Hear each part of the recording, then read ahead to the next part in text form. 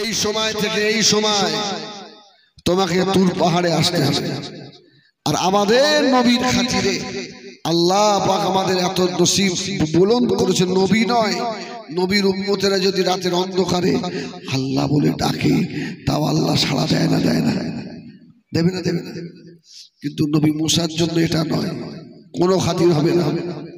এই সময় বেঁধে দিলাম, এই সময় এসে আমাকে ডাকতে হবে। ও আমার ভাইয়েরা, শোনা আমাদের খেলাম আল্লাহ নবী হযরত মুসা আলাইহিস সালাম আস্তে আস্তে খৈতুর পাড়ে চলে গেলেন। পাড়ের মাথায় উঠে আল্লাহ পাক জিজ্ঞাসা করলেন, ও রাব্বিল আলামিন, আল্লাহ পাক এই আপনার বান্দা মারা গেছে, আপনি জানাজা পড়তে বললেন, জানাজায় যে অংশ নেবে তার জীবনে যত গুনাহ সব আপনি আল্লাহ মাফ করে দেবেন। কিন্তু এলাকাবাসী বলছে এই মানুষটার মতো এমন কোন নাফরমানি কাজ নাই, এই বান্দার দ্বারাই হয় না। আল্লাহ আপনি কেন আমাকে পড়তে বললেন? ও আমার এলাকার যুবকেরা, আল্লাহ পাকের তরফ থেকে আওয়াজ হলো, ও আমার কালিম শুনে রেখে দাও, আমি আল্লাহ যে আর আমার আমি আল্লাহ আমাদের যে বড় দয়া, আমি আল্লাহ আমার অন্তরে বড় মায়া। আমি জানি আমার বান্দার মতো পাপী বান্দা আসমানের নিচে জমিনের উপরে আর না। গ্রামবাসীরা যখন তাড়িয়ে দিয়েছে আমার বান্দা মরুভূমির উপরে ছাগল চড়ায়, সারাদিন ছাগল চড়ায়, সন্ধ্যাবেলা ওই ছাগল দহন করে একটু দুধ আমার বান্দা পার করে। কেউ না, কিছুদিন যাওয়ার পরে আমার বান্দা জ্বর হয়ে গেল, শরীর অসুস্থ হয়ে গিয়েছে, মাথায় পানি দেবে, ঔষধ খাওয়াবে, কেউ নাই মরুভূমিতে। আমার বান্দা সম্মুখে দেখায় কাউকে পায় না, ডাইনে দেখায় কাউকে পায় না, পিছনে দেখায় কাউকে পায় না, বামে দেখায় কাউকে পায় না। ও আমার নবী হযরত মুসা, আমি আমার বান্দাকে দেখি না, দেখি না, আমার বান্দাকে আমি আল্লাহ নিজ হাতে বানিয়েছি। জোরে বলুন সুবহানাল্লাহ। মায়ের থেকে মায়া বেশি আল্লাহ আছে না? আছে না? কোনদিন অনেক ছেলে আছে দেখবেন মায়ের সঙ্গে বাবার সঙ্গে বেয়াদবি করে না, করে আছে না? অনেক অনেক বাচ্চা রয়েছে আল্লাহু আকবার, মায়ের সঙ্গে বেয়াদবি করে ফেলেছে, মাকে ঘাড় ধরে বাড়ি থেকে বার করে দিয়েছে। মা কাঁদতে কাঁদতে অন্য ছেলের ঘরে গিয়ে। এখন এই ছেলেটা যদি 2 সপ্তাহ 1 সপ্তাহ পরে গিয়ে আস্তে আস্তে গিয়ে মায়ের পায়ে হাত দেয়, আমার মা ক্ষমা করে দাও। আচ্ছা বলেন, মা কি এক চান্সে ক্ষমা করে দেবে? এই মা এক চান্সে ক্ষমা করে দেবে না, অত সহজ নয়। হাজি সাহেব, হাজি সাহেব তো উপরে আসেন, হাওয়া আসেন, উপরে আসেন। আরে উপরে আমি একা রয়েছি, আসেন। বাবা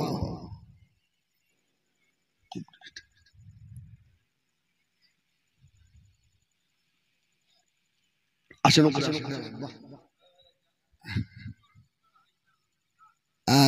এখানে হাওয়া আসে।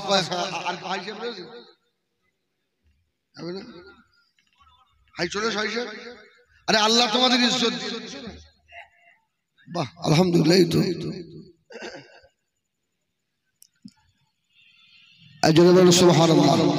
অসুবিধা হচ্ছে আমার, আমি ধারণই করি। আজকে শরীর অত্যন্ত টাইট।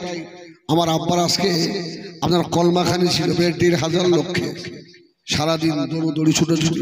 আমার আমানুল্লাহ ভাইও ছিল আমার বাড়িতে, আমার সব একসঙ্গে বার হয়েছে। আমি বলছিলাম ভাই আজকে না গেলে হতো না, বলছে না হুজুর যেতে হবে। আমি একটু আস্তে আস্তে বলি, তবে আপনারা যদি দোয়া করেন ইনশাল্লাহ চাঙ্গা হয়ে যাবো না, যাবো না, হবো না ইনশাল্লাহ। তবে আমি যখন বাজে কথা বলবো, হাসাবো কাউকে, আমার অশুনতে হবে না, একদম নয়। আচ্ছা, মা এক যে ক্ষমা করে দেয়, মা অনেক ছেলে মায়ের পায়ে আমার ক্ষমা করে দাও, যা তুই আমাকে মা বলবি নি, সব আমাকে তাড়িয়ে দিলি, তুই জানিস তোকে পেটে নিয়ে আমার জীবনে কত কষ্ট, তুই আমার বেটা, আমার ঘাট ধরে তাড়িয়ে দিলি বাড়ি থেকে, ক্ষমা হবে না। ছেলে মায়ের পা জড়িয়ে আমা ক্ষমা করে দাও মা। মায়ের মনে আল্লাহ দিয়েছে মায়া। ও ছেলেরা, ও জওয়ানিরা, মায়ের মনে দিয়েছে আল্লাহ পাক দয়া। বেটা চোখের পানি, সোনা মানিকে চোখের পানি আল্লাহ মা জননী সহ্য করতে পারে না।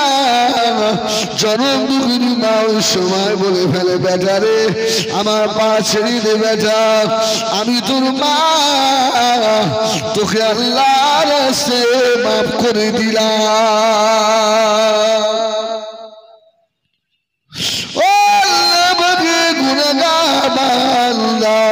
মা যদি তার বেটা চোখের পানি সহ্য করতে না পেরে বেয়াদবি ক্ষমা করে দেয়, আমার আল্লাহ আমাদের বড় ভালোবাসে। আল্লাহ তার বান্দা চোখের পানি সহ্য করতে পারে না, মাফ করে দেবে বাবা।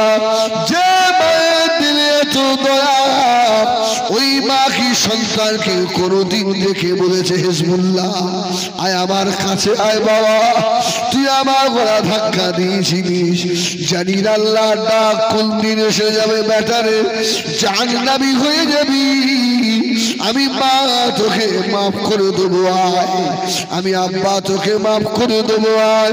কোনো মা বলে না, কোনো বাপ দেখে বলে না, আমার আল্লাহর এত দয়া, আমার আল্লাহ বাকির এত মায়া। গভীর রাত হয়ে গেলে আল্লাহ পাক রহমতের দুটো হাত বাড়িয়ে দিয়ে দেখে আমার বান্দারে, আমার বিরাবাসী বান্দা, আমার নাফরমান বান্দা, আমার জাহান্নাম সহ্য করতে পারবি না, আমি আল্লাহ আমার রহমতের হাত বাড়িয়ে দিয়েছি, আয় চলে আয়, তোর জীবনের পাহাড় পাহাড় গুলোকে আমি আল্লাহ মাফ করে দেব। সুবহানাল্লাহ। এই জন্য পাকিস্তানের একটা লেখক, আমি কিন্তু ওই কিন্তু শেষ হয়নি বলো, উনি লিখেছে যে আল্লাহর কত দয়া, যারা দুনিয়াকে বেশি প্রাধান্য দেয় এদের আখিরাতও শেষ হবে, দুনিয়াও শেষ হবে। এই পীর সাহেব হোক আর বলি সাহেব হোক আর যে সাহেবই হোক, এখন সত্য কথা বলে, আমরা আখিরাতকে বেশি প্রাধান্য দিই না দুনিয়াকে? আমি আপনাদের কথা বলছি না, আমার কাছে মনে হয় কি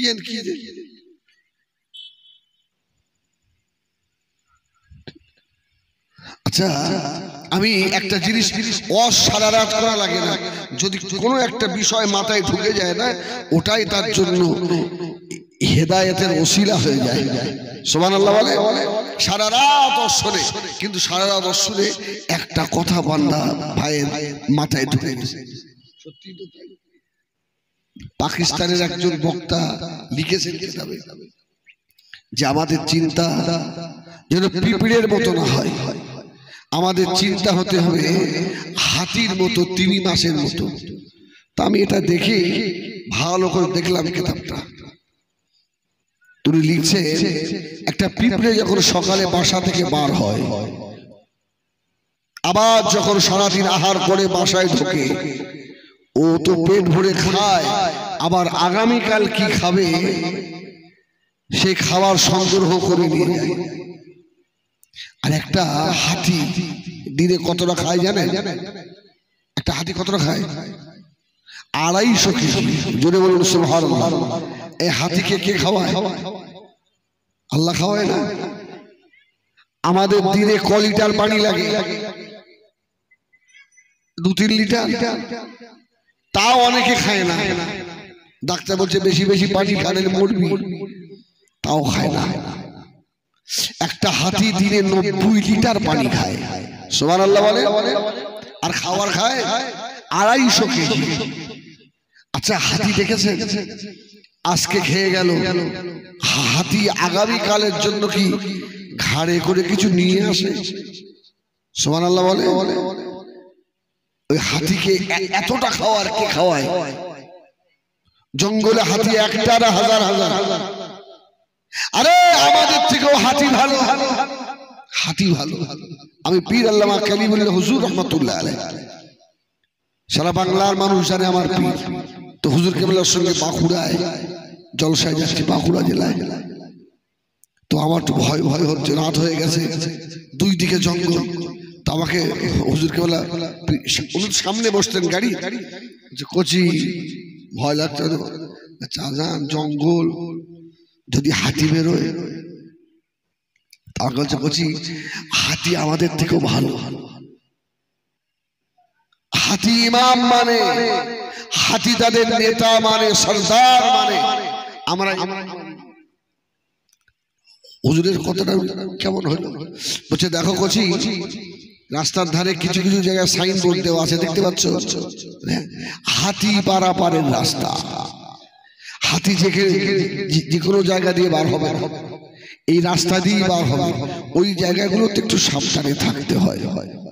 সুবহানাল্লাহ। জলসায় গিয়ে শুনছি, আমি বললাম ভাই হাতি দেখা যাবে না?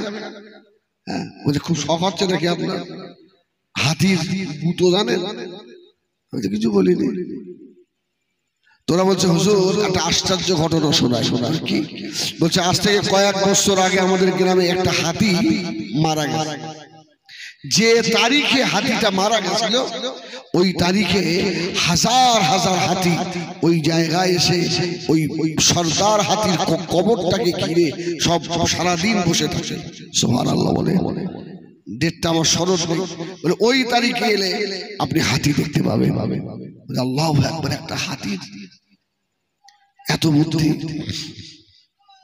আমার ভাইয়েরা সোনাবাড়ি খেলাম, একটা হাতি 250 কেজি খায়, 90 লিটার পানি খায়। হাতি আগামী কালের জন্য কিছু সংগ্রহ করে রাখে না।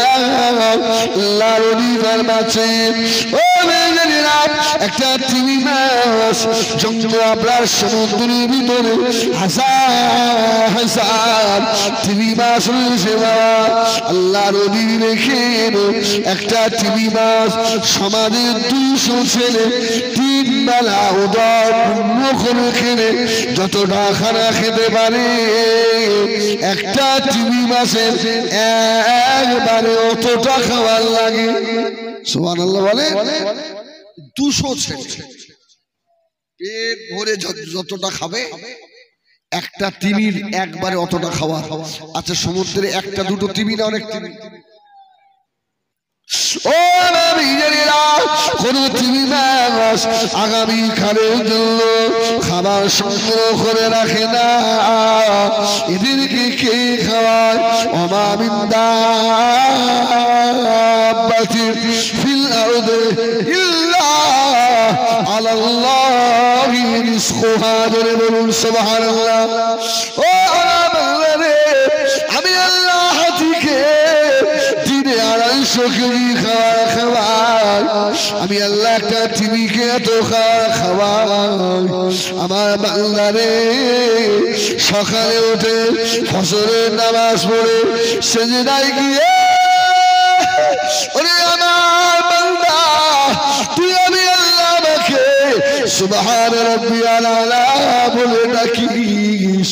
বান্দা নামাজ হয়ে গেলে হাত দুটো তুলে চোখের পানি ছেড়ে দিয়ে খান, আল্লাহ আমার সংসারে অভাব দেবেন না, আল্লাহ আমার বাচ্চাদের ভুখা রাখবেন না, আল্লাহ আমার বাচ্চারা যদি আমি বাপ আমার সম্মুখে না খেয়ে করে আল্লাহ আমি সহ্য করতে পারবো না, আল্লাহ ও পুরে নবীর আল্লাহ যদি আমি পাপ সহ্য করতে না পারি তোমার দিলে কত মায়া আল্লাহ বলে বান্দা রে সকালে বছরের নামাজ পড়ে আমি আল্লাহ আমার কাছে তো চোখের পানি ছেড়ে দিয়ে বাহু চলে আয় তোর সারাদিনের রিজকের দায়িত্ব আমি আল্লাহ নিজে হাতে তুলে নিয়েছি জোরে বলুন সুবহানাল্লাহ ডাকার সময় আছে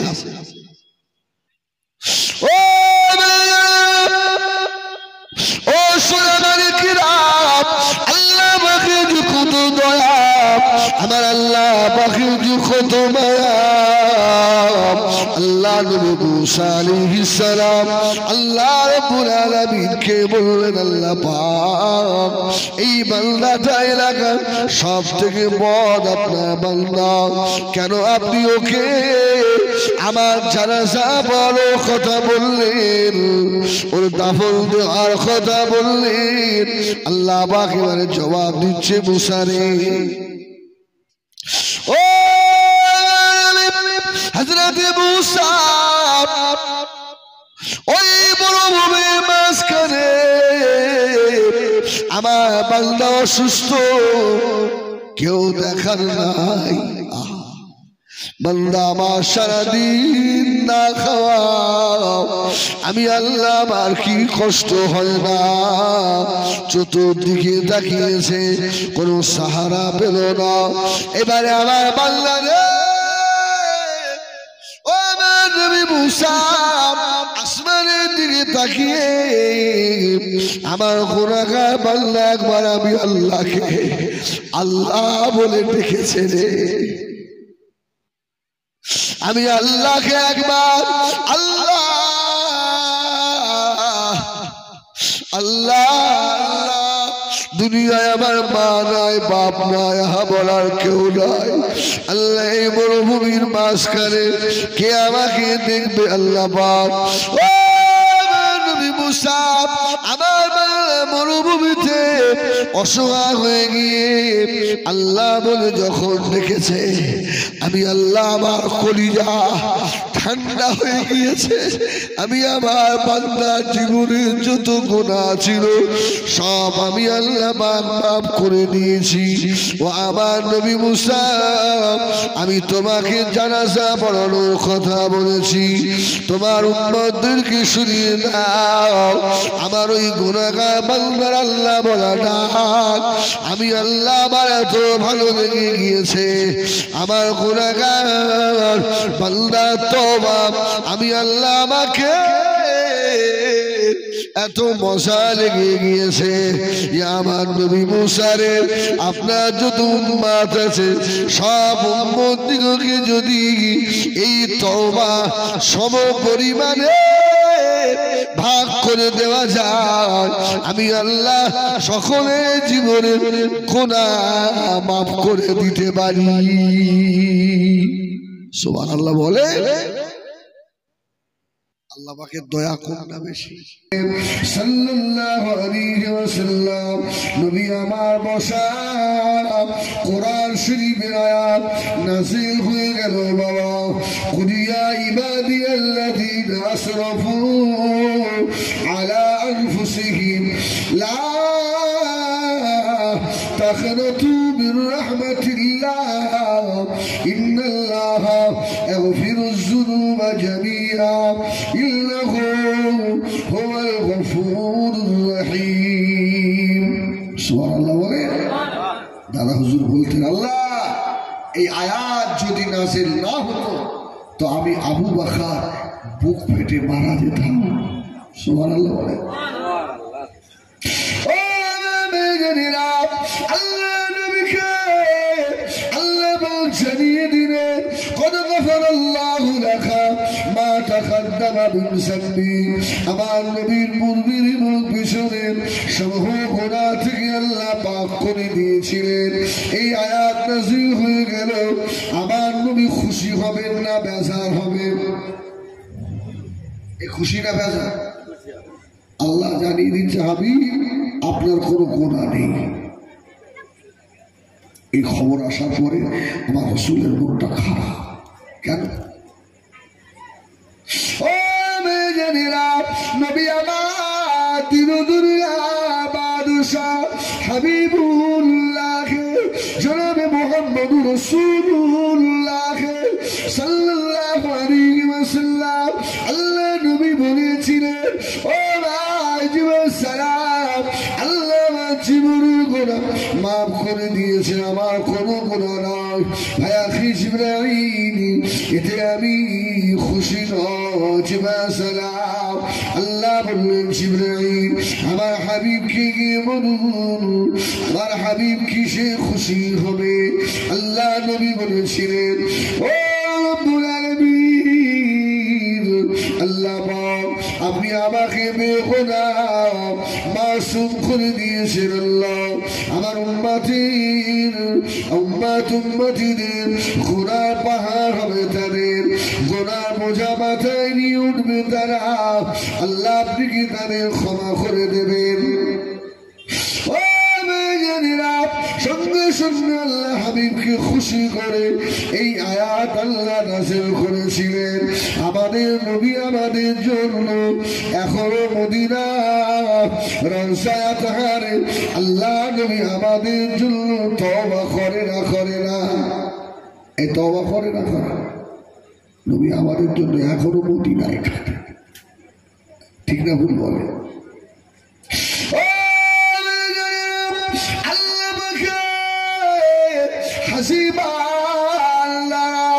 সব পৃথিবী থেকে মক্কা শরীফে গিয়ে হাজির হয়েছে বাবা। পৃথিবীতে একটা মাত্র ঘর, যে ঘরটার দিকে তাকালে জীবনের যত গুনাহ সব ঝরে ঝরে পড়ে যায়। সুবহানাল্লাহ। সেটা কোন ঘর? আল্লাহর কাবা, কালো একটা ঘর। শুধু একবার তাকাবেন, দোয়া কবুল, গুনাহ মাফ। সুবহানাল্লাহ। পৃথিবীর প্রথম ঘর। আল্লাহ কাবা শরীফের গায়ে পাথর লাগানো রয়েছে, যে পাথরটাকে বলা হয় হাজারে আসওয়াদ। যে পাথরে ছোঁয়া দিলে জীবনের যত গুনাহ সব গুনাহগুলো টেনে নেয়। আছে না? আছে না? হাজারে আসওয়াদ পাথরে আল্লাহু আকবার ছোঁয়া দেবে, সব গুনাহ টেনে। নবী আমার দিন দুনিয়ার বাদশাহ জনাবে মুহাম্মদুর রাসূলুল্লাহ সাল্লাল্লাহু আলাইহি ওয়াসাল্লাম আল্লাহ নবী হযরত আসওয়াদে চুমা দিলেন। পিছনে দাঁড়িয়েছিলেন হযরত ওমর ফারুক।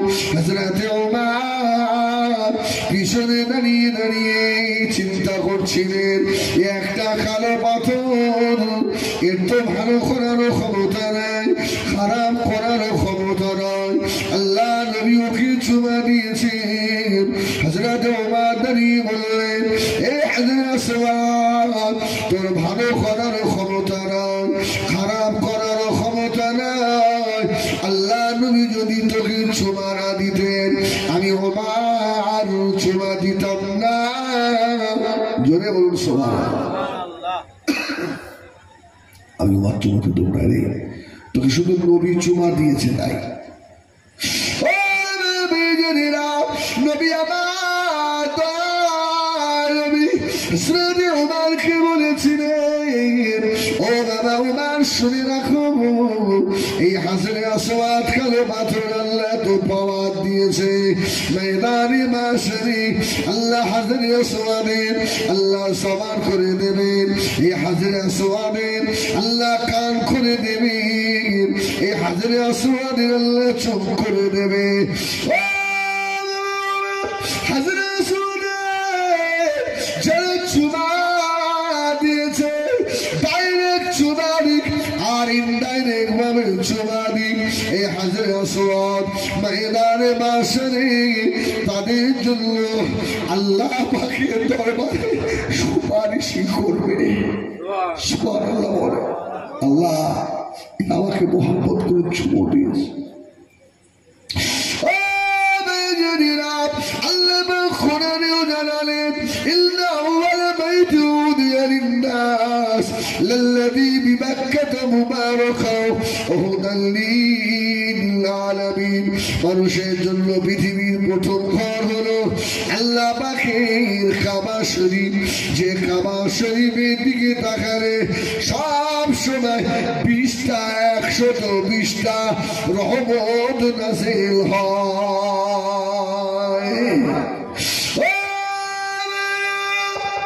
আল্লাহ কাবা গিয়ে দেখলে 120টা রহমত নাযিল হয়। আল্লাহ কাবার হাজার মিনা যেতে হয়, আরবার ময়দানে যেতে হয়, মুজদালিফা যেতে হয়। হাজিদেরকে আল্লাহ মুজদালিফার জমিনে কাকর পাথরের উপরে ধুলার উপরে শুয়ে রাখে। কোটিপতি হোক শিল্পপতি হোক আল্লাহ তাকে ওই আপনার মুজদালিফার ময়দানে ধুলার উপরে আল্লাহ পাক শোয়ান।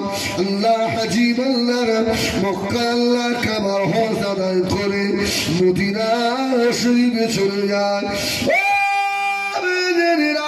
কাবা শরীফে 120টা রহমত। তাড়াতাড়ি বলুন যে মদিনা শরীফে আমার রাসূল পাক সাল্লাল্লাহু আলাইহি ওয়াসাল্লাম শুয়ে আছেন।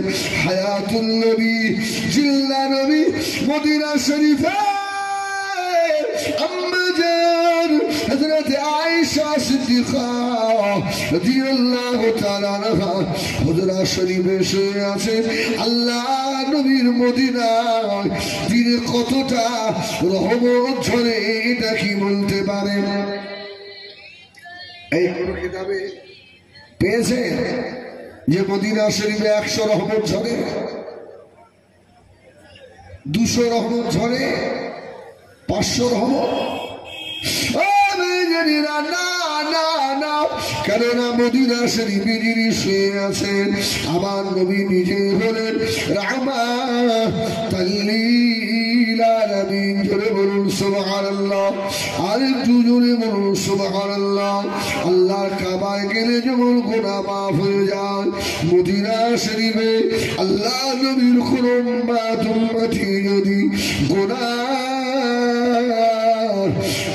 বোঝা মাথায় করে নিয়ে মদিনা মসজিদে নববী শরীফে আল্লাহ নবী মসজিদে যদি ঢোকে ডান পাটা রাখে আল্লাহুম্মা ইফতাহলি আবওয়াব রাহমাতি।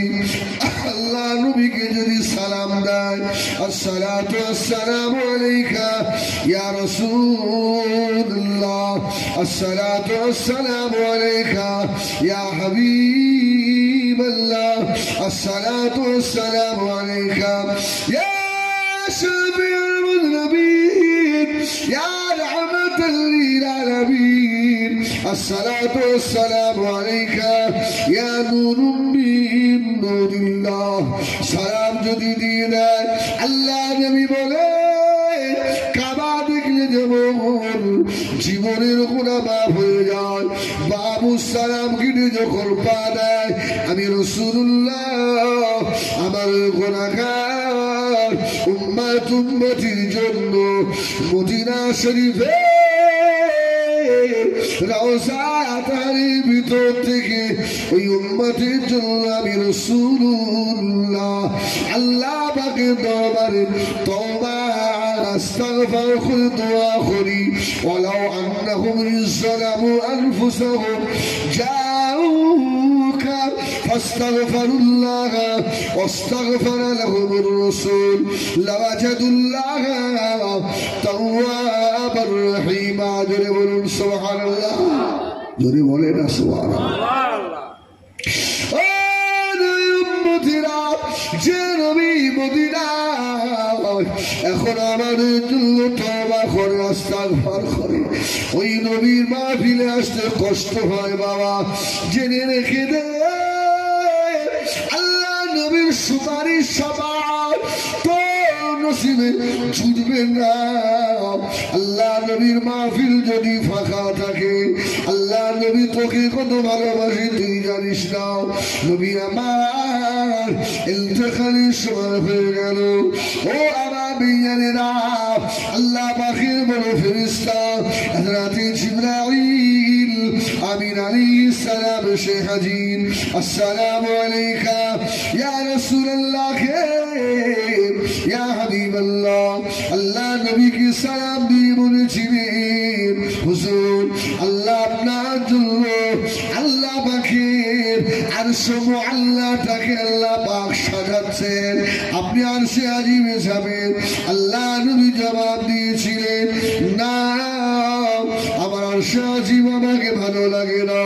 ইয়া রাসূলুল্লাহ ইয়া হাবিবাল্লাহ, আল্লাহ পাক সিদরাতুল মুনতাহাটাকে সাজাচ্ছেন, আপনি কি ওই জায়গায় যাবেন? আল্লাহ নবী বলেছিলেন, না সিদরাতুল মুনতাহাকে ভালো লাগে না। ফেরেশতা আমার বলেছিল, ইয়া রাসূলুল্লাহ ইয়া হাবিবাল্লাহ, আপনার জন্য আল্লাহ পাক জান্নাতুল ফিরদাউস তাকে সাজাচ্ছেন, ওই জায়গায় যাবেন নাকি? আল্লাহ নবী বলেছিলেন, না ও আল্লাহ পাকের ফেরেশতা আমাকে সিদরাতুল মুনতাহা ভালো লাগে না, আরশে আজিম আমাকে ভালো লাগে না, জান্নাতুল ফিরদাউস আমাকে ভালো লাগে না। আমি আমার গুনাহগার উম্মতিদের ফেলে আল্লাহ পাকের আরশে আমি যাব না, সিদরাতুল মুনতাহা যাব না, জান্নাতুল ফিরদাউসে যাব না। ও আল্লাহ পাকের ফেরেশতা আমার গুনাহগার উম্মতিরা তারা আমাকে পাবে না।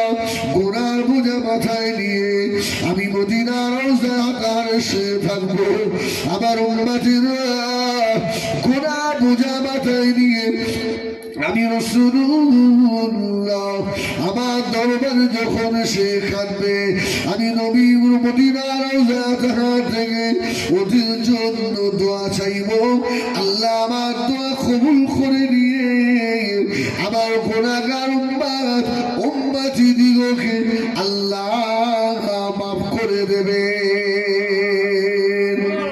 যদি বলুন সুবহানাল্লাহ। এই নবী আমাদের কম ভালোবাসে না বেশি? জোরে বলো না, কম না বেশি? তা সেই নবীর মহব্বতে একটু মাহফিলে আসা গেল না? খুব কষ্ট।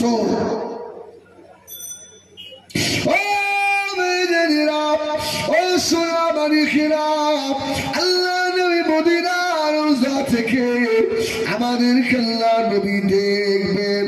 আল্লাহ নবীরে দেখার ক্ষমতা আছে না নাই? যারা বাজারে ঘুরছে, মাহফিলে নেই, আমার রাসূল ইচ্ছা করলে দেখতে পাবে না? পাবে না। এই উম্মতের প্রত্যেক দিনের আমল আল্লাহর ফেরেশতারা আল্লাহ রাসূলের দরবারে পৌঁছে দেন। জোরে বলুন, প্রত্যেক দিনের আমল ফেরেশতারা আমার নবীর দরবারে পৌঁছায়। আমার নবী পাক দেখে, খুশি হয়। আর নবী যদি দেখে জলসায় এই কসম আর বাজারে এতজন, আমার নবী খুব খুশি হবে না? নবী তোমাদের জন্য তো তোমাদের ব্যবহারে খুব খুশি হয়ে যাবে। আল্লাহু আকবার। নবীকে ভালোবাসুন, কলিজা দিয়ে ভালোবাসুন। শুধু ওপর ওপর নয় বাবা, শুধু জামার ভিতরে, লম্বা জামার ভিতরে আল্লাহ নবীর ভালোবাসার সীমাবদ্ধ নয়। শুধু দাড়ির ভিতরে আল্লাহ নবীর ভালোবাসার সীমাবদ্ধ নয়। শুধু টুপির ভিতরে নয় বাবা, সাহাবীর আল্লাহ নবীকে যে ভালোবেসেছিলেন তার কিঞ্চিত পরিমাণ আমরা বাঁচতে পারবো না। নবী আমার সাহাবীদের মাঝখানে বসে আল্লাহর নবী যখন মাথার চুল মুবারক কাটতে বসতেন, আল্লাহ নবীর সাহাবে কেরামেরা পতঙ্গ মতো ছুটে এসে হাত বাড়িয়ে বসে থাকতো। আল্লাহ নবীর মুবারক মাথার চুল যেন জমিনের উপরে না পড়ে যায়, না পড়ে যায়। সাহাবীরা হাত দিয়ে ধরে নিতেন, আল্লাহ নবীর চুল মুবারক যেন জমিনের উপরে না পড়ে। ও আমার বেয়ানীরা, আল্লাহ নবীর কলিজা টুকরা সাহাবী হযরত আবু বকর সিদ্দিক রাদিয়াল্লাহু তাআলা আনহু এক তারিখে আম্মা জান হযরত আয়েশা সিদ্দিকা রাদিয়াল্লাহু তাআলা আনহা হুজরা শরীফের ভিতরে প্রবেশ করলেন।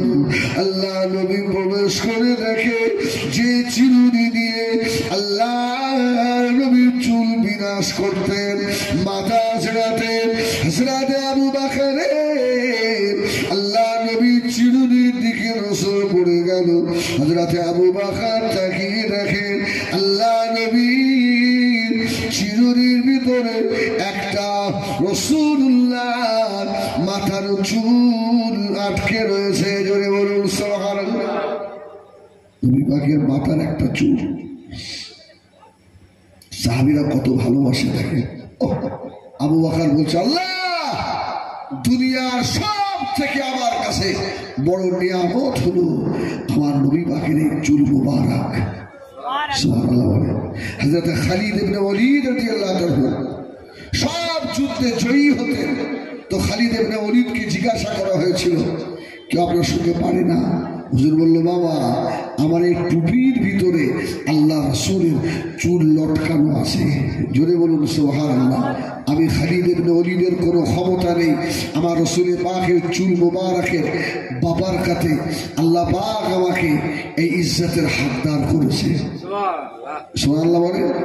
বাদশাহ ঔরঙ্গজেব নাম শুনেছেন না? বাদশাহ ঔরঙ্গজেবের দরবারে আল্লাহ রাসূলের একটা চুল এলো। রসুলের চুলের কত মর্যাদা লাগে। একটা চুল এসছে, চুল। তোদের মনে একটু সন্দেহ হলো এটা রাসূলুল্লাহর চুল না অন্য কারো হবে, একটু পরীক্ষা করব। বাদশাহ ঔরঙ্গজেব আলমগীর আগুন জ্বালিয়ে ফেললো। বাবা সঙ্গীদের বলল, আল্লাহ নবীর চুল কি পরীক্ষা করবো, আগুন জ্বালাও।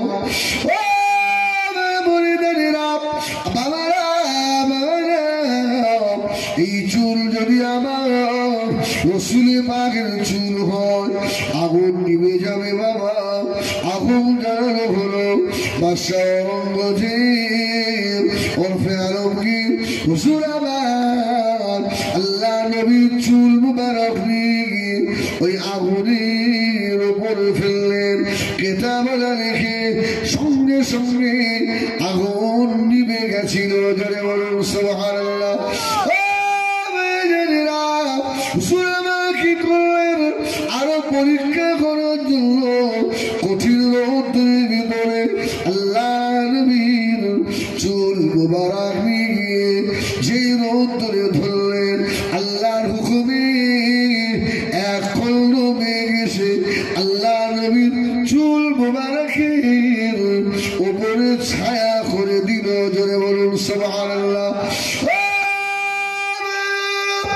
লেখক তাই লিখেছে, বাবা আল্লাহর নবীর মুবারক মাথার একটা চুল যদি দুনিয়ার দাঁড়িপাল্লার এক পাশে যদি রেখে দেওয়া হয়, তামাম দুনিয়ার জমিনের উপরে পাহাড়ের ভিতরে সমস্ত দুনিয়ার পাহাড়গুলো যদি সোনার বানিয়ে দেওয়া হয়, হীরা মণি মণি মুক্তা যত সমুদ্রের দুনিয়া রয়েছে বাবা সবগুলো যদি জমিনে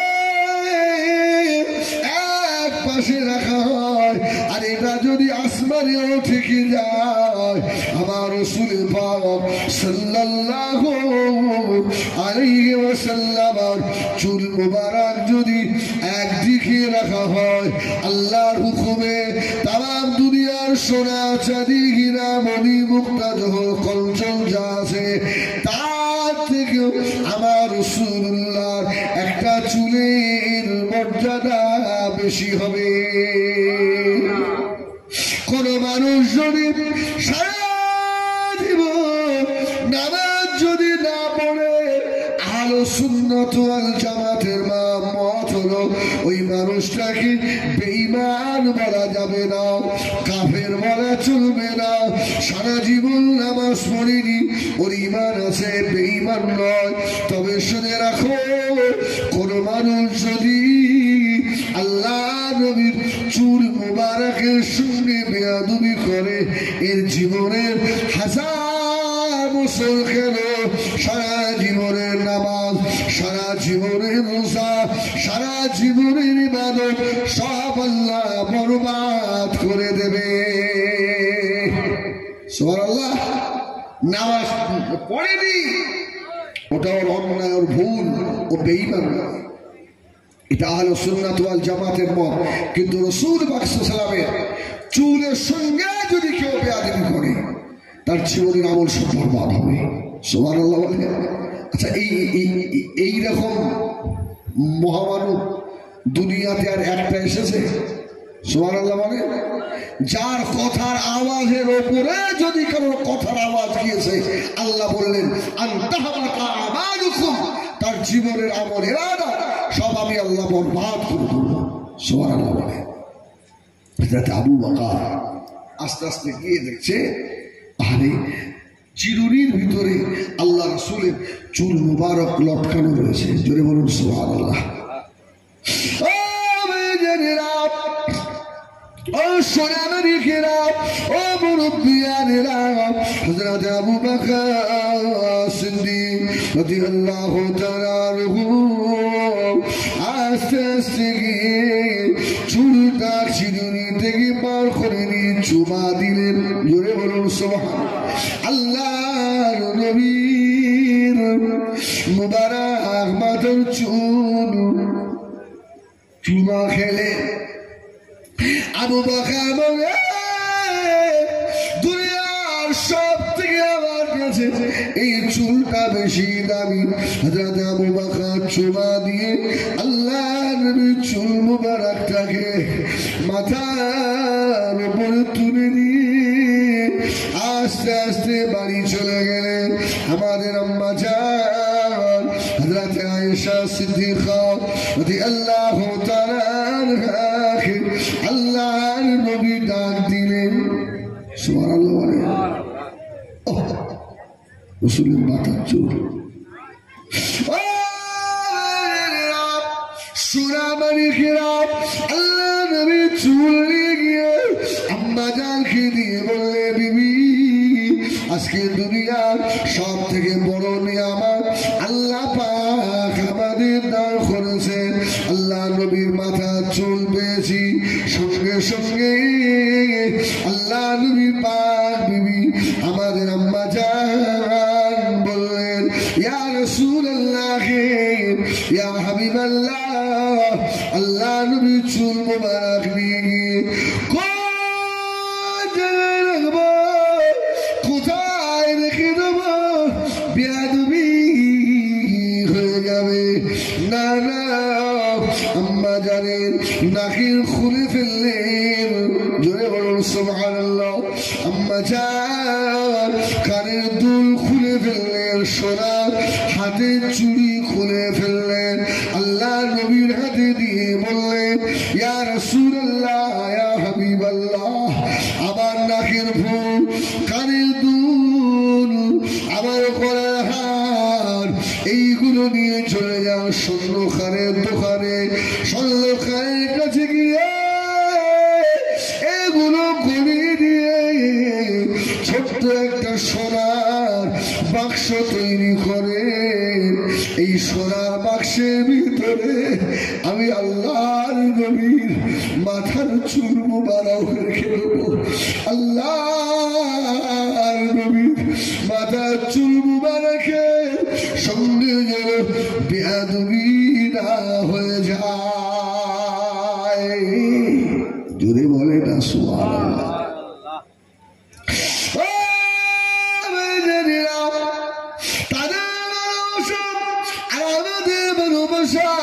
তারা দাবি করতে পারে আশিকে রাসূল, আমি আপনি দাবি করতে পারি না।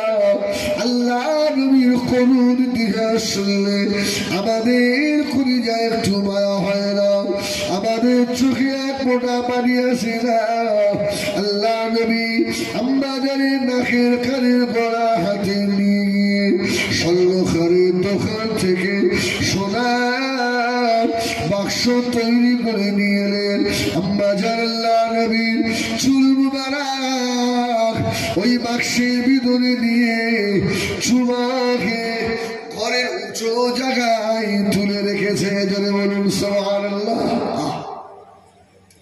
আল্লাহ নবী বাচ্চা ও সামিরা আমার আবু বকর আমাকে কত ভালোবাসে রাখো। মদিনা মসজিদে নববীতে আল্লাহর নবী বসা, হযরত আবু বকর সিদ্দিক রাদিয়াল্লাহু তাআলা আনহু আস্তে আস্তে গিয়ে হাজির। ইয়া রাসূলুল্লাহ, ইয়া হাবিবাল্লাহ, আমি আপনার মাথার চুল পেয়েছিলাম, আমার বিবি ওই চুলটাকে নিয়ে ওরা ভেঙে নিলাম। হযরত আবু বকরের বিবি আম্মাজান আয়েশার মা, আমার একটু বড় মিস্টেক হচ্ছিল,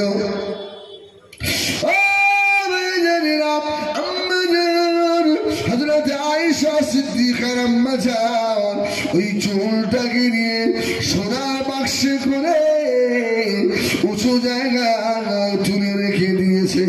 নবী গো, গভীর রাত্রিরে দেখি ওই ঘরের চতুর্পাশে যেন কারা তপ করে।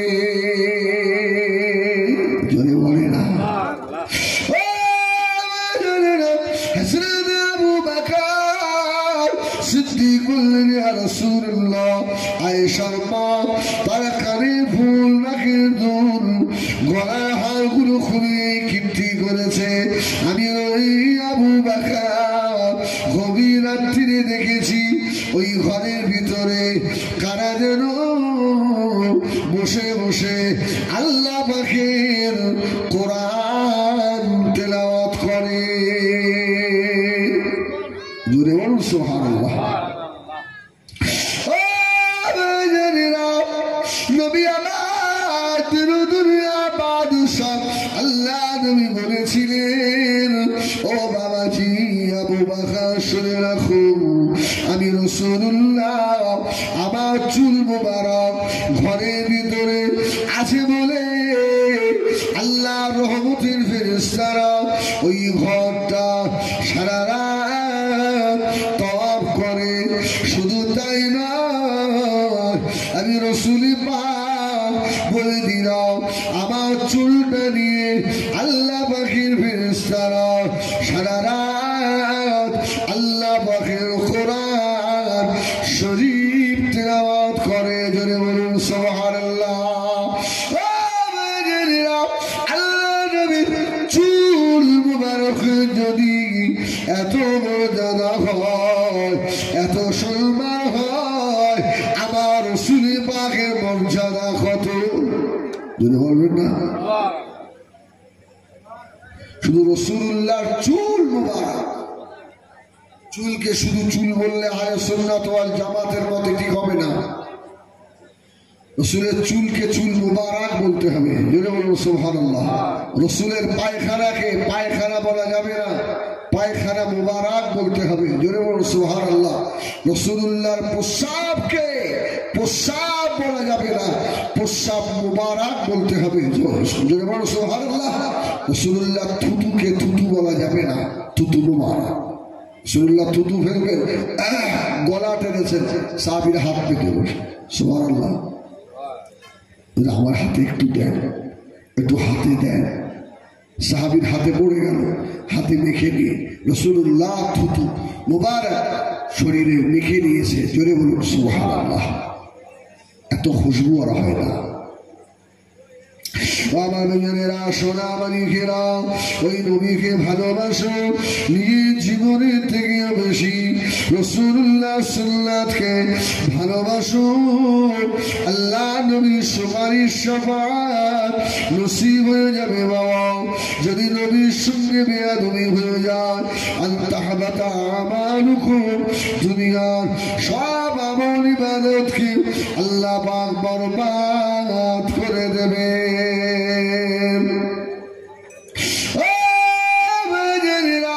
নবী আমার দয়ার নবী আল্লাহ নবীকে কত ইজ্জতের হকদার করলেন আজকে যারা নবীর শানে গুস্তাখি করে ইয়া নবী পড়লে যাদের কষ্ট হয় আল্লাহ নবীর শানে যারা বেয়াদবি করে সালাম পড়া যাবে না দরুদ পড়া যাবে না অনেক রকমের ফতোয়া মশলা যারা দাও শুনে রাখো আল্লাহ নবীর সুপারিশ শাফাআত তোমার নসিবে হবে না একদল বার হয়েছে বাবা আল্লাহ নবীর সুন্নাত টুপি মাথায় না দিয়ে নামাজ পড়ে আছে না আপনাদের দিকে আছে আছে নাকি একটা দুটো কিছু বলে না টুপি মাথায় না দিয়েই আরে নামাজ হবে না এ মশলা ফতোয়া আমি দিচ্ছি নি নামাজ হয়ে যাবে টুপি যদি নাও থাকে নামাজ হবে না হবে না নামাজ হয়ে যাবে আমার বক্তব্য এই জায়গায় আল্লাহু আকবার কাল ময়দানে হাশরে যে নবীর সুপারিশ ছাড়া কোন নবীও পা তুলতে পারবে না জোরে বলো সুবহানাল্লাহ আদম নবীও দাঁড়িয়ে থাকবে থাকবে না থাকবে আদম নবীও দাঁড়িয়ে থাকবে জান্নাতের চাবি কার হাতে মুহাম্মাদুর জোরে বলেন মুহাম্মাদুর মুহাম্মদ বলেন না রাসূলুল্লাহ বলেন মুহাম্মাদুর রাসূলুল্লাহর হাতে আমার রাসূলুল্লাহ জান্নাত উদ্বোধন করে দেবে দিয়ে আবার ছুটবে যে নবীর হাতে জান্নাতের চাবি তুমি টুপি মাথায় না দিয়ে নামাজ পড়ো নিষেধ করো আমার রাসূল যদি সেই দিনে ময়দানে হাশরে তোর হাতটা ধরে বলে আমি রাসূল আমার সুন্নাত টুপি মাথায় দেওয়া তুই একজনকে আমার সুন্নাত থেকে দূরে রেখেছিলিস যা আমি রাসূল বললাম সুবহান আমি তোকে চিনি না দূর হয়ে যা যা দূর হ সেদিন যদি রাসূলুল্লাহ বলে দেয় তোকে আমি চিনি না সেদিন তোকে কোন বাপ বাঁচাবে তোর কোন বাপ আছে তোর জন্য সুপারিশি করবে রে কেউ নেই কেউ নেই আল্লাহ নবীর শানে কত বড় বড় বেয়াদবি শুরু হয়েছে বাবা অনেকে আবার ওদের ভিতর থেকেই বলে আল্লাহর নবীর শরীর দিয়ে দুর্গন্ধ বার হয় আস্তাগফিরুল্লাহ এই নবী পাকের শরীর দিয়ে দুর্গন্ধ বার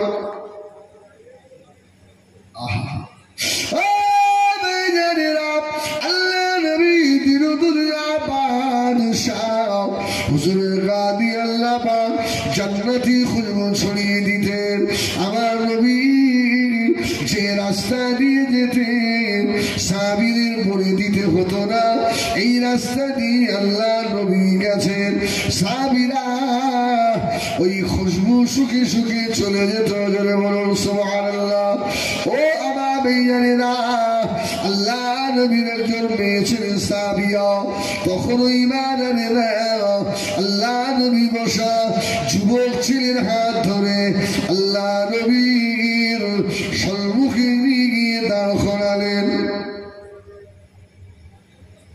ইয়া রাসূলুল্লাহ মুহাম্মদ সাল্লাল্লাহু আলাইহি ওয়াসাল্লাম আমি মুসলমান নই আমি ইহুদি রাসূলুল্লাহ তাতে কি হয়েছে তুমি তো মানুষ জোরে বলুন সুবহানাল্লাহ আমার নবীর কাছে হিন্দু বলে নয় জৈন বলে নয় আল্লাহর বান্দা জোরে বলুন সুবহানাল্লাহ ও কি খবর ইয়া রাসূলুল্লাহ আমার এই একটা ছেলে হুজুর তাহলে তাতে কি হয়েছে হুজুর আমার ছেলের পিঠে সাহাবীটার নাম জানেন উরওয়া ইবনে ফারকাত কি বললাম উরওয়া ইবনে ফারকাত তখনও ঈমান আনেনি।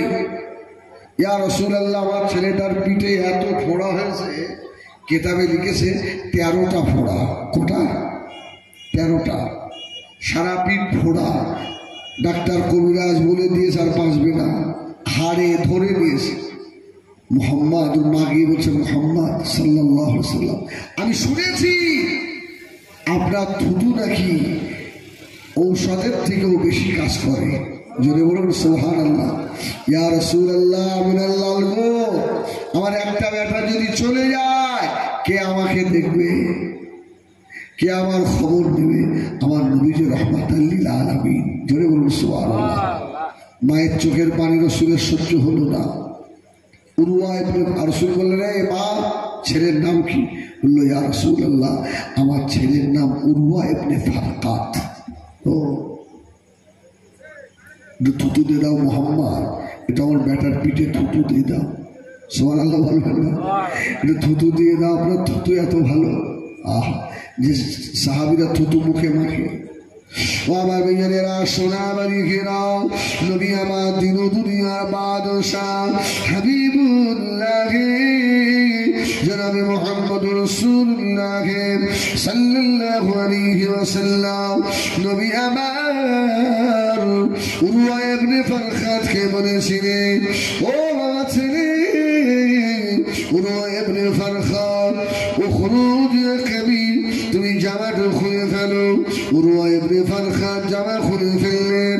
আল্লাহ নবী বললেন, বাবা ছেলে, আমি রাসূলুল্লাহ, তোমার পিঠটা আমার দিকে ফিরিয়ে দাও। ছেলেটা পিঠটা ঘুরিয়ে দিল। ও আমার বেজেরা, হাদিস শরীফ প্রমাণ করিয়েছে, নবী আমার মুখের একটু থুতু মুবারক, লালা মুবারক নিয়ে ওই ফোড়াগুলো দেখতে একটু দিয়ে দিলেন। উরওয়া ইবনে ফারকাত বলেন, আল্লাহ শপথ করে বলি, আল্লাহ নবী যে থুতু লাগিয়ে দিলেন, থুতু দিতে দেরি হলো, আমার ফোড়া ভালো হতে দেরি হলো না।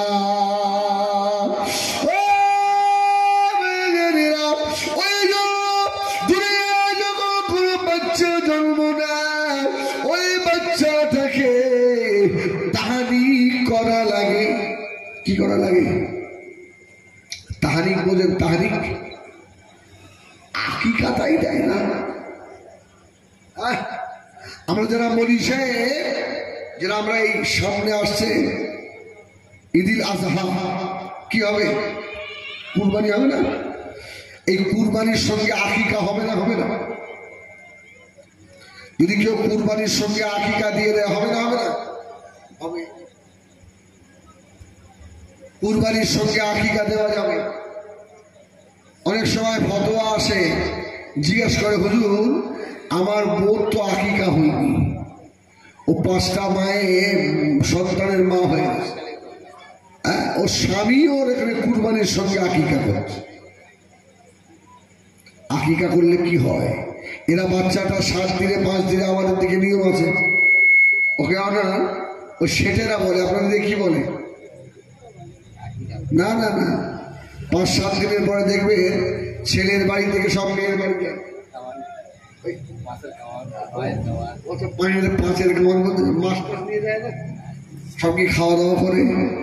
আরে ওটা না করে যদি ওই 5 দিনে বাচ্চাটার নামে একটা ছাগল কিনে আকিকা করে দিত, ওই বাচ্চাটার উপর থেকে বালা মুসিবত আল্লাহ উঠিয়ে দিত। যদি বলুন সুবহানাল্লাহ। বাচ্চা যত তাড়াতাড়ি আকিকা করে দেবেন, ওই বাচ্চার উপর থেকে বালা মুসিবত উঠে যাবে। সেটা তো করবে না। আমার সমাজে একটা নিয়ম আছে, দেখবেন আকিকার গোশত নাকি বাপ মা খেতে পারবে না, এমন কথা আছে না? নেই? বিশেষ করে মেয়েদের কাছে এই কথাটা বেশি চলে। আকিকার গোশত খাসনি, তোর ছেলের আকিকার তুই গোশত খাবি? আল্লাহ খেতে বলেছে। আর আপনি যদি ফতোয়া নিজে থেকে বানিয়ে নিয়ে আপনার বেটার আকিকার গোশত আপনি না খান, আপনি পাপী হবেন। আকিকার গোশত মা বাপ আত্মীয় স্বজন সকলেই খেতে পারে। যে কথা বলছি না ও আমার বিয়েরা, আকিকা করার আগে ওই বাচ্চাটা তাহনিক করার আগে নবী আমার ফরমাচ্ছেন, ও আমার উম্মতিরা, মুশরিকা কোন আল্লাহ ওয়ালা মানুষের মুখের একটু লালা নিয়ে একটু খাজুর চিবিয়ে নিয়ে ওই বাচ্চাটার মুখে দেবে। জোরে বলুন সুবহানাল্লাহ। আল্লাহ ওয়ালাদের মুখে ঝুঁটা, আল্লাহ ওয়ালাদের মুখের লালা অনেক দাম। আল্লাহ নবীর মুবারক থুতুর কত দাম দেখেন। উরওয়া ইবনে ফারখাদ বলেন, সঙ্গে সঙ্গে ভালো হয়ে গেলাম। ইহুদি আর দেরি করে না, আল্লাহ নবীর দিকে হাত দুটো বাড়িয়ে দিলেন। ইয়া রাসূলুল্লাহ, ইয়া হাবিবাল্লাহ, একবার পড়িয়ে দেন আশহাদু আল্লা ইলাহা ইল্লাল্লাহ ওয়া আশহাদু আন্না মুহাম্মাদান আবদুহু ওয়া রাসূলুহু। ইমানের কলমা পড়ে মুসলমান হয়ে গেলেন। ওই উরওয়া ইবনে ফারখাদ বলেন, আল্লাহ নবীর ও নবীরা ফুতুর তোমার মর্যাদা আমি উরওয়া ইবনে ফারখাদ যতদিন হায়াতে জীবিত ছিলাম আমার খায় আল্লাহ নবী থুতু দিয়ে দিয়েছিলেন বলে আমার গা দিয়ে যখনই ঘামবার হতো আল্লাহ নবীর গায়ের খুশবু আমার শরীর দিয়েও বার হতো। জোরে বলুন সুবহানাল্লাহ। ঝুটাও খাওয়া লাগে রে, কি এটাও খেতে হয়নি, শুধু একটু রাসূলুল্লাহ থুতু পিঠে লাগিয়ে। উরওয়া ইবনে ফারখাদ বলেন, আমার গা দিয়ে ঘাম বার হলেই আমি দেখতাম যে আল্লাহ রাসূলের খুশবু আসছে। জোরে বলুন সুবহানাল্লাহ। শুধু তাই নাকি, হাদিস শরীফ প্রমাণ করিয়েছে বাবা। উরওয়া ইবনে ফারখাদ বলেন, সুস্থ হয়ে গিয়ে আমি বিবাহ শাদী করলাম। যে কটা বাচ্চা আমার ওরস থেকে এসেছিল সব বাচ্চাদের গা দিয়ে আল্লাহর নবীর খুশবু আসতো। শুধু তাই নাই রে, উরওয়া ইবনে ফারখাদের ওই বংশের 3 পুরুষ পর্যন্ত আল্লাহ নবী গায়ের খুশবু পেয়েছিল। জোরে বলুন সুবহানাল্লাহ। যে নবীর থুতু মুবারক গায়ে লাগিয়ে দিলে ভালো হয়ে যায়, আল্লাহ নবীর থুতুর বারাকাতে 3 পুরুষ পর্যন্ত আতর মাখা লাগে না, আল্লাহ নবীর খুশবু বার হয়। ওই নবীর মুখ দিয়ে শরীর দিয়ে কি দুর্গন্ধ বার হয়, বার হয়। এরা বলছে বার হয়, ওদের সঙ্গে চলা যাবে? আরে নামাজ একক তো কম পড়ি, যেসব ভাইগুলো একক তো নামাজ দেখবেন কম পড়ে, এদের অন্তরে কিন্তু নবীর মহব্বতের কম নেই। আসে আসে আসে। খুব তাড়াতাড়ি আমরা একটা আন্দোলনে নামবো, এখন বলবো না, সামনেই তো এটা বিরাট ব্যাপার। আল্লাহর কোরআনও নাকি এরা শুনতে পারবে না, আমরা মৌলভী সাহেবরা চুপ করেও থাকবো। সব কথা ভেঙে বললাম না, হ্যাঁ সব শেষ হয়ে যাবে, ইরান নাকি শেষ হবে না। আচ্ছা এটা কি মেনে নেওয়া যাবে? যায়, মেনে নেওয়া যায়? আল্লাহু আকবার। আমার ভাইয়েরা, সোনা বাড়িকেরা, ও জামানিরা, যুবকেরা, ওদের থেকে দূরে থাকুন বাবা। সমাজে ঘুরে বেড়াচ্ছে ইমান, চুরি করে নেবে, হাদিস কোরআন শোনাবে, দাড়ি টুপি দেখাবে, ইমান চুরি করে নেবে। ওরা যে আসবে এক কথায় জবাব দেবেন, তোর কথা মানি না, চলিয়া দূর হয়ে যাও। আমরা মুসা ওয়াহিদুজ্জামানকে ইমাম বলে মেনে নিয়েছি। জোরে বলুন সুবহানাল্লাহ। আমাদের ইমাম হলো শাহ ওলিউল্লাহ মুহাদ্দিস দেহলভীকে আমরা ইমাম বলে মেনে নিয়েছি। মাওলানা আশরাফ আলী থানভীকে আমরা ইমাম বলে মেনে নিয়েছি। জোরে বলুন সুবহানাল্লাহ। তুই 2 পয়সার ছেলে, জীবনে মাদ্রাসায় যাসনি, তুই নেট দেখে দেখে দেখে দেখে বড় বড় হুজুর হয়েছিস, হাত আর নাভির নিচে বাঁধে না, আস্তে আস্তে উপরে উঠে গেছে। তুই কি ইমামে আজমের থেকেও বেশি বুঝিস? ফতোয়া দিচ্ছে, এরা যা করছে মিলাদ মাহফিল সব জাহান্নামী হয়ে যাবে, সব বেদাত, সব বেদাত। ইয়া নবী বেদাত, দরুদ শরীফ বেদাত, এই মাহফিল দিচ্ছে রাসূলের জামানায় ছিল না, এটা বেদাত। বেদাতের উনি যেন কন্ট্রাক্ট নিয়েছে। ছেলে রে, তোর মা কত দুর্ভাগ্যবান, তোর মায়ের কপাল। মা এমন বেটা পেটে রাখলে মা তুমি জাহান্নামী, তোমার স্বামী জাহান্নামী, তোমার 14 গোষ্ঠী জাহান্নামী। কেননা এরা আল্লাহর ওলিদের দলমুক্ত হয়ে এরা কিয়াম সালাম দুরূদ পড়ে আখিরি জোহর পড়ে কবরে চলে গেল, মিলাদ মাহফিল করে কবরে চলে গেল, এরা সব জাহান্নামী হয়ে গেল। মা এমন খোকা পেটে রেখেছো, একাই জান্নাতে যাবে আর তোমরা সব জাহান্নামী হয়ে যাবে। ও বিরাটের কন্ট্রাক্ট লিস্ট, ফতোয়া দেয় কুল্লু বিদআতিন দালালা ও কুল্লু দালালাতিন ফিন্নার। যত বেদাতি সব গোমরাহি, আর যত গোমরাহি সব জাহান্নামী। আমরা যারা সালাম কিয়াম পড়েছি, মিলাদ মাহফিল করেছি, আখিরি জোহর পড়েছি, আব্বা মা মারা গেলে যারা আমরা সমরসানি করেছি, কবর জিয়ারত করেছি, মাইয়েতকে রেখে আমরা যারা হাত তুলে আল্লাহ দরবারে দোয়া করেছি, আমরা সব বেদাত করেছি, সব বেদাত, সব জাহান্নামী। ও একা জান্নাতে যাবে। বাবার আখিরি জামানা সন্তান হয়ে চলবে মা, এখন ইমানের ঝুলা নিয়ে ঘুরে বেড়াচ্ছে রাস্তায় রাস্তায়।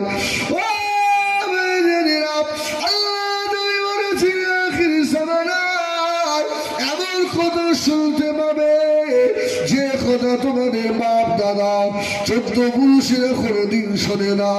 ওদের মত হলো কি জানি, স্বামী স্ত্রী মিলামেশা করবেন, স্বামী স্ত্রী মিলামেশা করে ঠান্ডা যদি বেশি লাগে গোসল করা লাগবে না। সর্বনাশ। এই শুনেছেন কথা কোনোদিন? নেট হুজুররা বলছে, নেট হুজুর গোসল করা লাগবে না, শুধু ওযু করে ধুয়ে নিলেই কাজ শেষ। বড় রাস্তা ফিরুল্লাহ।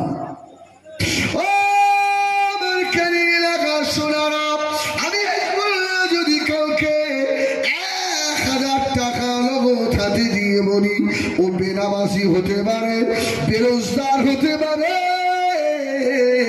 জুমার নামাজ না পড়তে পারে, 1000 টাকা হাতে দিয়ে বলবো তোর শরীর এখন না পা, বিনা ওযুতে আল্লাহর কোরআনে একটু হাত দে, দেবে? বাবা এমনি নামাজ পড়িনি, অন্যায় করেছি, কোরআন পড়তে পারিনি, অন্যায় করেছি, বিনা 2000 কেন লাখ টাকা দিলেও আমি বিনা ওযুতে কোরআনে হাত দেবো না। জোরে বলবো সুবহানাল্লাহ। এর ঈমান আছে, এ নামাজ না পড়লেও এর ঈমান আছে, একে বেঈমান বলতে পারবে না। আর ওদের সব বড় বড় দাড়ি, বড় বড় টুপি জুব্বা ফতোয়া দিচ্ছে ওযু না করে কোরআন পড়া যায়, কোরআন ধরা যায়। হবে? পারবে? আখিরি জামানায় নতুন কথা বার হবে বাবা, জামানের বাপ দাদা শুনিনি। আল্লাহ নবী বানাচ্ছে ওই সময়টা এমন হবে, ওই সময় তোমাদের দুনিয়ার জমিনের উপরে থাকার থেকেও মাটির তলাটা তোমাদের জন্য ভালো হবে। মাটির উপরে থাকার থেকেও মাটির তলাটা, জীবিত মানুষের কাছে গিয়ে দোয়া নেওয়ার থেকে ওই মুর্দার কাছে গিয়ে দোয়া নেওয়া উত্তম হবে। আল্লাহর ওলিরা মারা গেছে, ইন্তেকাল হয়ে গেছে, জায়গা চেঞ্জ করেছে, বাবা আল্লাহর ওলিদের মাজার জিয়ারত করবেন। জীবিত মানুষের থেকেও আল্লাহর ওলিদের মাজার থেকে বেশি ফায়েজ পাওয়া যাবে। যদি বলুন সুবহানাল্লাহ। এখন জীবিত মানুষ আমরা যারা আছি কার কাছে দোয়া নেবেন বলেন? এক লোকমা হারাম ফুকিরে তো 40 দিন দোয়া কবুল হয় না।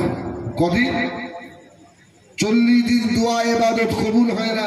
জলসায় গিয়ে হুজুর যার বাড়িতে খাচ্ছে, এ সব হালাল খাওয়াচ্ছে, হারাম খাওয়াচ্ছে।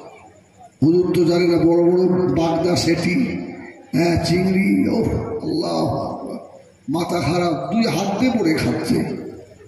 খেয়ে ফেললাম। ওই হুজুর যদি আমার শো খাইয়ে এসে আল্লাহ কবুল করো, কবুল হবে?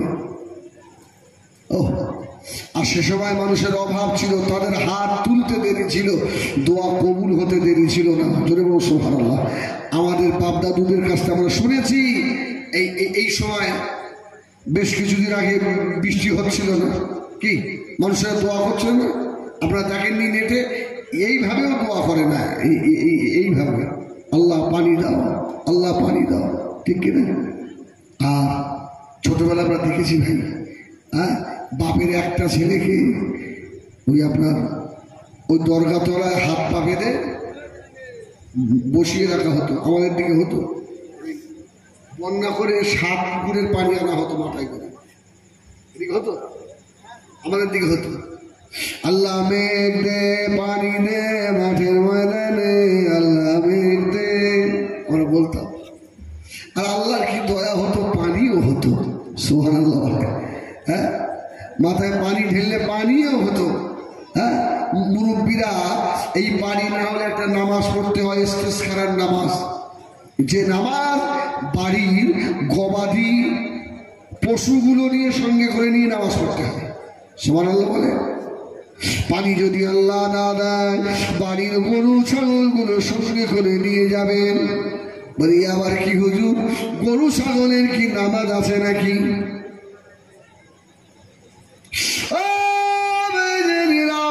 গবাদি পশুগুলো নিয়ে গিয়ে কঠিন রোদ্দুর বেঁধে রেখে দিয়ে পাশে দাঁড়িয়ে দাঁড়িয়ে নামাজ পড়েন, আল্লাহ দরবারে হাত তুলে কাঁদেন। আপনি যত কাঁদবেন, ওই গবাদি পশুগুলো যাদের জবান আল্লাহ দেয় না, ওরা আল্লাহ দরবারে কাঁদবে, আল্লাহ রহমতে পানি বর্ষণ করে দেবে। জোরে বলুন সুবহানাল্লাহ। আগের মুরব্বিয়ানেরা, আমার বাবাজিরা সাদা নিয়ে যেত, ইস্তেসকার নামাজ পড়ে আর ফিরে আসার পথে নাকি পানি হবে। সুবহানাল্লাহ বলেন। অনেকে বলতো পানি হয় না, উনি পানির নামাজ পড়তে যাচ্ছে, সাদা নিয়ে যাচ্ছে। এদের ইমান এত পাকা ছিল, ওরা বলতো যে নামাজ পড়ে দোয়া করে ফিরে আসতে পারবো না, ভিজে যাবো। সুবহানাল্লাহ বলে, ফিরে আসতে পারবো না, ভিজে যাবো। হ্যাঁ, এই মানুষের বোঝা হয়েছে, ভিজে যাব। আর এখন এত মলি সাহেবের চাপ, এত পীর সাহেবের চাপ, এত রঙি রঙের বক্তার চাপ, এত দোয়া করে কান্না হচ্ছে, তথাপিও পানি হয় না কেন? তার মানে বুঝতে হবে, 1 লোকমা হারাম খেলে 40 দিন কবুল হবে, সেটাই তো বেশি হচ্ছে আমার ভাইরা। একবার দরুদ শরীফ আল্লাহুম্মা সাল্লি আলা সাইয়্যিদিনা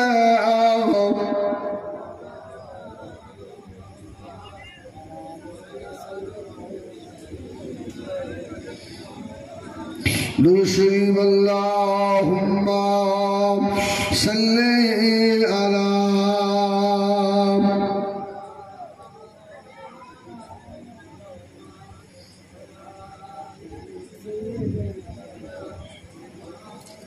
बेहमाद अज़ल की सीने में है मैं हूँ मेरा दिल मदीने में है बेहमाद अज़ल की सीने में है मैं हूँ मेरा दिल मदीने में है फूल तो फूल कटूं क्या हुस्न है लुत्फ जन्नत से बढ़कर मदीने में है अल्लाहुम्मा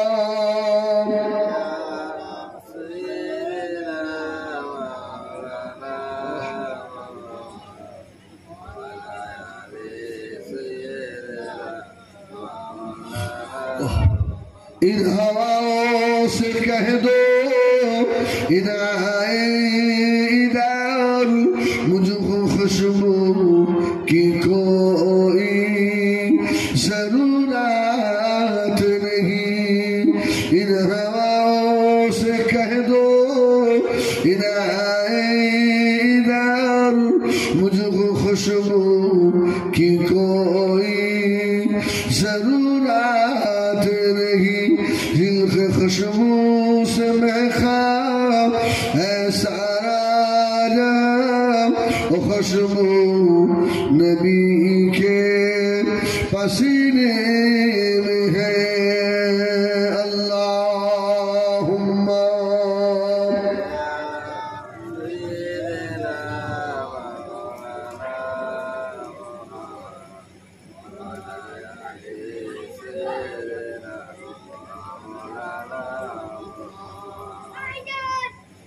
আমার দিনদার ইমানদার ভাইরা আর বেশি সময় নয় কিন্তু শ্রোতা থাকলে কিছু কথা বলা যায় কি একরকম বলতে কি আর একরকম হয়ে যায় কার সঙ্গে বলবো কথা কার সঙ্গে বলবো ওই জন্য আমার সময়ও শেষ আমি এখনই নেমে যাবো হয়তো সম্ভবত মৌলানা আমানুল্লাহ সাহেব আসতে পারেন বুঝলেন না তবে শেষ কথা যেটা বলে যাই আমার ভাইরা আমার জন্য আপনারা দোয়া করেন আল্লাহ যেন সর্বপ্রথমে আমাকে আল্লাহ পাক হেদায়েত নসিব করেন বলেন আল্লাহুম্মা আমিন আমিও এখনো হেদায়েত হতে পারিনি এখন আমার অনেক দোষ ত্রুটি আছে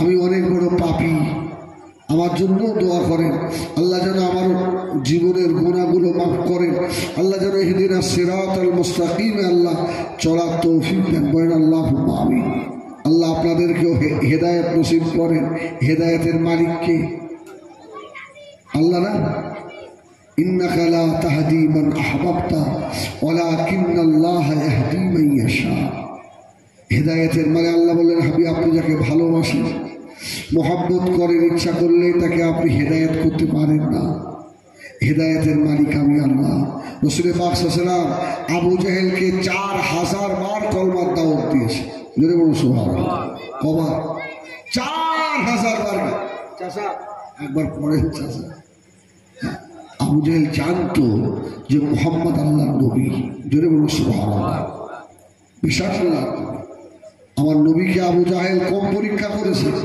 রাসূলের পাক সাল্লাল্লাহু আলাইহি ওয়াসাল্লামের মাথায় যখন আমিরে হামজা আবু জাহেল মানলো আমিরে হামজা যখন গিয়ে আবু জাহেলের প্রতিশোধ নিয়েছিল আমার রাসূলের পাককে আমিরে হামজা বাড়িতে এনে রাখলেন জোরে বলুন সুবহানাল্লাহ বাড়িতে আমার রাসূলের কেউ নেই রাসূল মাঝে মধ্যে কাঁদে 1 তারিখে গভীর রাত্রিরে আবু জাহেল শয়তান আস্তে আস্তে এসে আমার নবীকে ধরেছে আয় মুহাম্মদ সাল্লাল্লাহু ওঠ ওঠ আমার নবী ভয় পেয়েছে কি ব্যাপার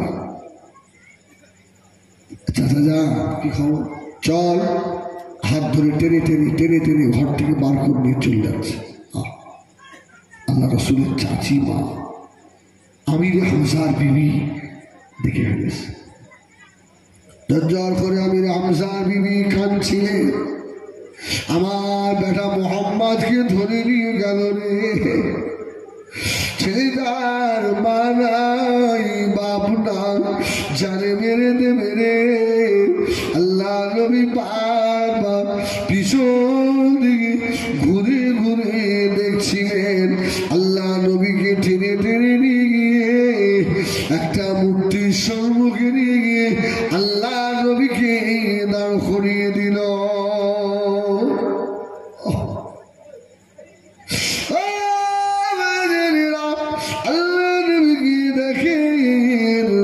অনেক মানুষ দাঁড়ানো। আবু জাহাল আল্লাহ নবীর হাত ধরে নিয়ে ওই মূর্তির সম্মুখে দাঁড়িয়ে বলেছিল, আমাদের দেবী আমাদের দেবতা, তাড়াতাড়ি বলো মুহাম্মদ আমার ভাতিজা সত্য নবী না মিথ্যা নবী? মৃত্যু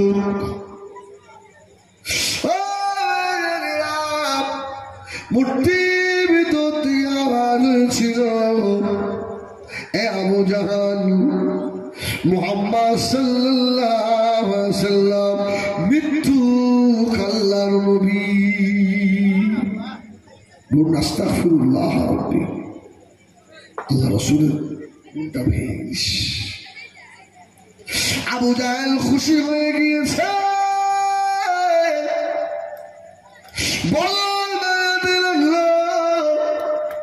দেখলে তো বাবা আমার ভাতিজারে মৃত্যু, আমার ভাতিজা সত্য নবী নয়, আমাদের দেবতা বলে দিয়েছে। আল্লাহ নবীর নূরের দুটো চোখ গড় গড় করে পানি গড়িয়ে যায়। আল্লাহ আপনার হাবিবকে আপনি এত বড় বেইজ্জতি করে দিলেন। আল্লাহ আল্লাহ পাথরের মূর্তি করে দিল আমি মৃত্যু নবী। আল্লাহ নবীকে টেনে টেনে নিয়ে আবার চলে এলো নবী আমার হযরত আমির হামজা রাদিয়াল্লাহু তাআলা ঘরের ভিতরে এসে আল্লাহ নবী মুখটা বালিশের উপরে দিয়ে হাওমাও করে কাঁদছে। আল্লাহ দুনিয়া আমার আমার কেউ নাই, আল্লাহ আমার মা নাই বাপ নাই, চাচা হয়ে আবু জাহেল আমার মাথায় মেরে ফাটিয়ে দিল। আল্লাহ আমি কি অপরাধ করেছিলাম আজকে আবার আমাকে নিয়ে গিয়ে মূর্তির সম্মুখে দাঁড় করিয়েছে। আল্লাহ মূর্তি বলছে আমি নাকি নবী নই। আল্লাহ তা হাবিবের চোখে পানি সহ্য করতে পারে না। জোরে বলুন সুবহান। আল্লাহ নবী ঝরঝর করে কাঁদছেন। পরের দিন রাত্রি এসে আবার খুবই রাত্রি এসে আবু জাহাল আবার দরজায় ঠোকা দিতে লেগেছে। কে? আবু জাহেল বললে দরজা খোল। আল্লাহ নবী ভয় লেগে গেল। আল্লাহ নবী আস্তে আস্তে দরজা খুললেন। খুলে দেখে ওই শয়তান আবু জাহাল দাঁড়ানো। চপ আমার সঙ্গে চপ। নবী আমার দিনুদুল্লাহ বাদশাহ হাবিবুল্লাহ জনাবে মুহাম্মদুর রাসূলুল্লাহ সাল্লাল্লাহু আলাইহি ওয়াসাল্লাম আল্লাহ নবীকে ধরে নিয়ে আমির হামজার ঘর থেকে টেনে টেনে নিয়ে চলে যাচ্ছে। আমির হামজার বিবি আল্লাহ নবীর চাচিমা পিছন দিক দিয়ে গিয়ে আল্লাহ নবীকে জড়িয়ে ধরলো। কে আছো বাঁচাও আমার মাহারা বেটাকে। আবু জাহাল বুঝি ঠেলে দিয়ে যা আর আমার বেটাকে মেরে দেবে রে বাবা। আল্লাহ নবী হাত তুলে বলেছিল চাচি আব্বা কারবিল্লাহ কারবিল্লাহ কারবিল্লাহ চাচি আম্মা জান আমি মুহাম্মদ আল্লাহ পাক আমার সঙ্গে রয়েছে। জোরে বলুন সুবহান।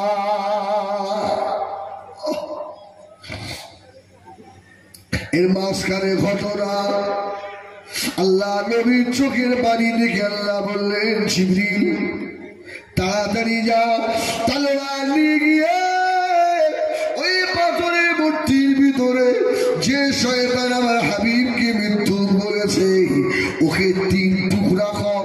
সুবহানাল্লাহ। যা ও জিবরাইল সালাম ওই রক্ত মাখা তলোয়ার আমার হাবিবকে গিয়ে একবার দেখিয়ে এসো। আমার হাবিব যেন মনে না ভেঙে যায়। আগামীকাল আবু জাহাল আবার আসবে, আবু জাহাল মক্কার বেঈমানদের দেখিয়ে নিয়ে আসবে, আর ওরা আমার হাবিবের হাতে হাত দিয়ে কলমা পড়ে চলে যাবে। জোরে বলুন সুবহানাল্লাহ। ও শয়তান ডাকবে আর ওরা আমার নবীর হাতে হাত দিয়ে কলমা পড়বে। আল্লাহ নবী শুয়ে রয়েছে, হযরত জিবরাইল আমিন আলাইহিস সালাম চলে এসে দরজায় ঠোকা মারলেন। আল্লাহ নবীর ভয় লেগে গেল, দরজা খুলে দিলেন। নবী আমার দেখতে পান বিরাট একজন মানুষ দাঁড়িয়ে, হাতে লঙ্গা তলোয়ার, গায়ে রক্ত লাগা। আল্লাহ নবী বলেছিলেন, কে বাবা আপনি? ওই সময় জিবরাইল বলেছিলেন, ইয়া রাসূলুল্লাহ, ইয়া হাবিবাল্লাহ, হুজুর আপনি চিন্তা করেন না, আমি আল্লাহ পাকের বড় ফেরেশতা হযরত জিবরাইল আমিন আলাইহিস সালাম। যদি বলুন আজকে নিয়ে যাবে যে শয়তান কালকে আপনাকে মৃত্যু বলেছিল, ইয়া রাসূলুল্লাহ, তাকে 3 টুকরো করেছি। এই দেখেন তলোয়ার, দেখেছেন? আজকে আবু জাহেল নিয়ে যাবে, ভয় পাবেন না, আল্লাহ আপনার সঙ্গে আছে। লা তাহজান ইন্নাল্লাহ মা'ানা। সুবহানাল্লাহ। আল্লাহ নবীকে ধরে নিয়ে যাচ্ছে। পরের দিন আমির হামজা বিবির পিছন দিক দিয়ে দাঁড়িয়ে কাঁদে, যে চাচির জন্য আল্লাহ নবী যে চাচির কবরের ভিতরে শুয়ে পড়েছিল।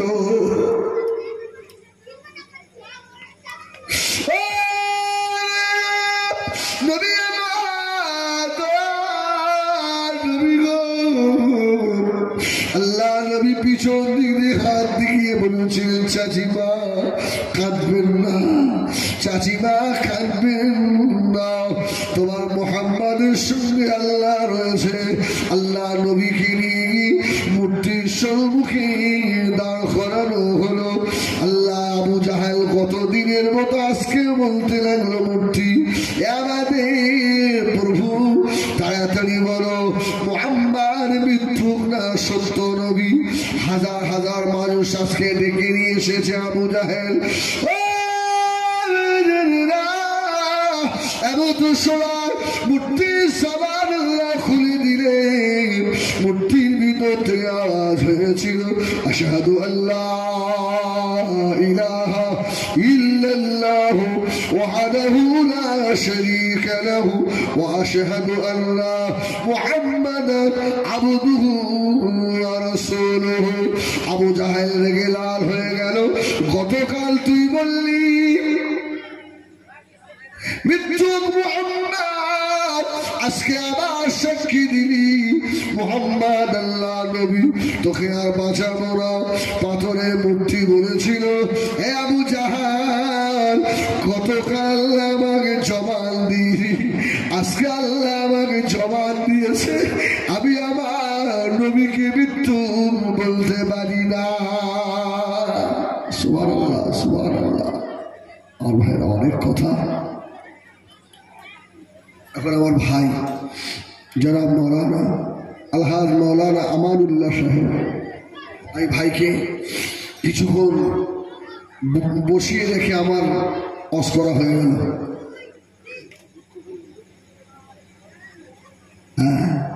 আল্লাহু আকবার। যাই হোক, আমি যদি ভাই কষ্ট পায়, ভাইকে আমি ক্ষমা প্রার্থী। আর যারা আমার আওয়াজ এতক্ষণ ধরে শুনলেন, যদি আমার বলার ভাষার ভিতরে কেউ কষ্ট পান, আমি আপনাদের ভাই, তো কি ভাই নয়? আচ্ছা, আমার ভাই বললে অসুবিধা হবে আপনাদের? অসুবিধা আমি খুব বড় নাকি? হ্যাঁ, আমি আপনাদের ভাই, যদি ভুল ত্রুটি হয়ে যায় আমাকে আল্লাহর রাস্তায় ক্ষমা, আল্লাহ যেন আমাকে ক্ষমা করেন। আর যদি ভুল কোনো কথা আপনাদের মাথায় ঢুকে যায় আল্লাহ যেন ওটা আপনাদের স্মৃতি থেকে মিটিয়ে দেন, বলেন আল্লাহ আমিন। এখন আমার ভাই জানাব আলহাজ মাওলানা আমানুল্লাহ সাহেব আপনাদের সম্মুখে বক্তব্য রাখবেন। তারপরেই ফুরফুরা দরবার শরীফ থেকে হুজুর কেবলা আসছেন, একটু তকবীর দেবেন, জোরে দেবেন। আচ্ছা, তকবীর দিলে আল্লাহ খুশি না বেজার? আল্লাহ খুশি না চাচা? খুশি না? দেন না নারাই তকবীর, বাস একটু জোরে দেন নারাই তকবীর, নারাই তকবীর, জোরে দেন নারাই তকবীর।